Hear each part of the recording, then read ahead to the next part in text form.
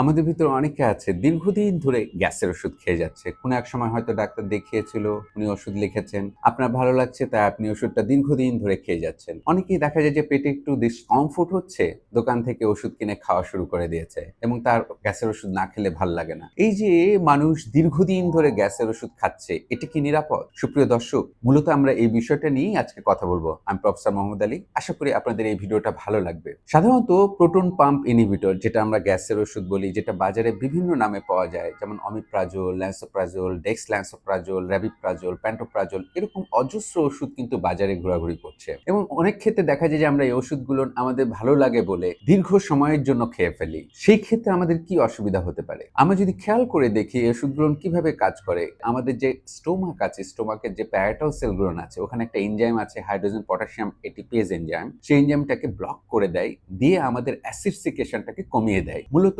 এইভাবেই এই অ্যাসিডিটির ওষুধটা কাজ করে। যখন আমরা দীর্ঘ সময়ের জন্য অ্যাসিডিফিকেশন আমরা কমিয়ে ফেলবো, তখন কি কি অসুবিধা হতে পারে? আমাদের শরীরে বেশ কিছু ভিটামিন আছে, যেমন ক্যালসিয়াম, আয়রন, বি12, ম্যাগনেসিয়াম, এরকম অজস্র ভিটামিন বা মিনারেলস আছে, যেগুলো কিন্তু অ্যাবজর্পশনের জন্য আমাদের অ্যাসিডিফিকেশনের দরকার হয়। কাজে আমরা যদি দীর্ঘদিন এই অ্যাসিডিফিকেশনটাকে প্রিভেন্ট করি বা গ্যাসের ওষুধ খাই, তাহলে কিন্তু এই ভিটামিন এবং মিনারেলস গুলো নিয়ে ঘাটতি দেখা দিতে পারে। এর ভিতরে একটা অন্যতম হচ্ছে বি12 এর ডেফিসিয়েন্সি কিংবা আয়রন ডেফিসিয়েন্সি, যেটার জন্য রোগীর রক্তশূন্যতা হতে পারে, যেটার জন্য রোগী ভীষণ ক্লান্ত অনুভব করবে, বুক ধড়ফড় করবে, অল্পতেই হাঁপিয়ে যাবে এবং রোগী কিছুটা পেল হয়ে যাবে। আলাদাভাবে যদি বি12 এর কথা ভাবা হয়, তাহলে রক্তশূন্যতার পাশাপাশি এটা পেরিফেরাল নিউরোপ্যাথি করে, যেটার জন্য রোগীদের দেখা যায় হাত পা ঝিমঝিম করে, অবশ অবশ মনে হয়, অনুভূতি কমে যায়। যখন বডিতে ক্যালসিয়ামের ঘাটতি হয়, তখন বোনের ডেনসিটি কমে যায়, মেডিকেলের ভাষায় যেটাকে বলা হয় অস্টিওপরোসিস, এবং যেটার জন্য কিন্তু ফ্র্যাকচারের রিস্ক বেড়ে যায়। বয়স্ক রোগীদের ক্ষেত্রে দেখা যায় যে রিস্ট জয়েন্টের ফ্র্যাকচার হয়ে যাচ্ছে, বা হিপ জয়েন্টের ফ্র্যাকচার হয়ে যাচ্ছে, বা স্পাইনের ফ্র্যাকচার হয়ে যাচ্ছে। কাজেই এটা কিন্তু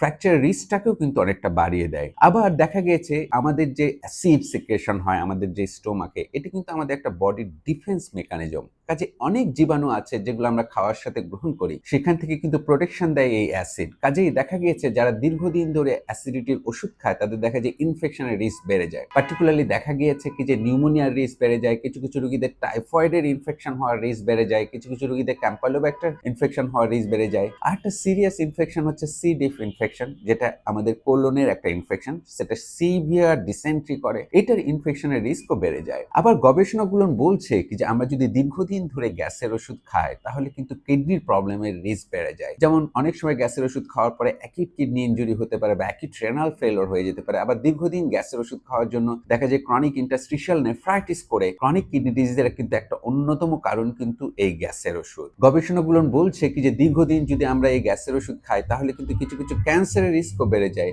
অনেক রোগী দেখা যায় যে স্টোমাক ক্যান্সার বা প্যানক্রিয়াসের ক্যান্সার বা লিভারের ক্যান্সার, ইভেন কোলন ক্যান্সার, এটারও কিন্তু দেখা গেছে গবেষণাগুলো থেকে আসছে কি যে এটা ক্যান্সারের ঝুঁকিটাও কিন্তু কিছুটা বাড়িয়ে দিচ্ছে। আরেকটি ইম্পর্টেন্ট ইস্যু, দেখা যায় যে আমরা বেশ কিছু ওষুধ খাই এবং যে কোনো ওষুধ খেলে আমরা মনে করি হয়তো এটা অ্যাসিডিটির সমস্যা হবে, আমরা অ্যাসিডিটির ওষুধ খাই। এক্ষেত্রে কিন্তু দেখা যায় যে এই ওষুধগুলো কিন্তু, এই যে গ্যাসের ওষুধগুলো কিন্তু এনজাইম ইনহিবিটর, অনেক ওষুধের সাথে কিন্তু এর ইন্টারাকশন করে। পার্টিকুলারলি এটা হার্ট ডিজিজের রিস্ক বাড়িয়ে দেয়। কিভাবে রিস্ক বাড়ায় এটা যদি আমরা ডিসকাস করি, তাহলে দেখা যাবে যে আমরা যখন আমরা গ্যাসের ওষুধ দীর্ঘদিন ধরে খাই, যেখানে দেখা যাচ্ছে ক্যালসিয়ামের ঘাটতি হচ্ছে বা ম্যাগনেসিয়ামের ঘাটতি হচ্ছে, এটা হার্ট ডিজিজের রিস্ক বাড়িয়ে দেয়, অ্যারিথমিয়ার রিস্ক বাড়িয়ে দেয়। আবার আমরা যদি গ্যাসের ওষুধের সাথে blood thinner medication, particularly antiplatelet drug যেমন ক্লপিডেগ্রেল যদি আমরা খাই, তাহলে দেখা যায় যে ক্লপিডেগ্রেলের কার্যক্ষমতা অনেকটা কমিয়ে দেয়, যে কারণে কিন্তু আমাদের হার্ট অ্যাটাক বা ব্রেন স্ট্রোকের রিস্ক বাড়িয়ে দেয়। তো এভাবে যদি আমরা চিন্তা করি, তাহলে কিন্তু আমরা দীর্ঘ সময় ধরে যদি গ্যাসের ওষুধ খাই, তাহলে অজস্র কমপ্লিকেশন বা জটিলতার কিন্তু শিকার হতে পারি। এই জন্য আমাদের উচিত হচ্ছে